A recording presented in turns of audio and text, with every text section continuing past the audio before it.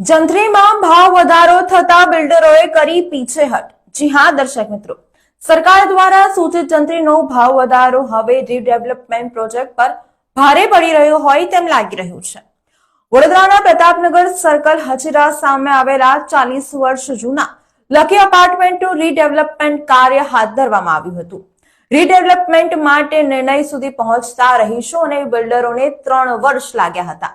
આ કામ નક્કી થતા પાર્ટીનું આયોજન પણ બિલ્ડર તરફથી કરવામાં આવ્યું હતું। જો કે સૂચિત જંત્રી બાદ આ કામમાંથી બિલ્ડરે પીછેહટ કરી છે, જેને કારણે જર્જરિત બિલ્ડિંગના બ્લોકમાં રહેતા રહીશો ચિંતામાં મુકાઈ ગયા છે અને આ જર્જરિત બિલ્ડિંગને અગાઉ નિર્ભયતાની નોટિસ પણ મળી ચૂકી છે। લકી અપાર્ટમેન્ટમાં 58 મકાન અને 22 દુકાનો આવેલી છે।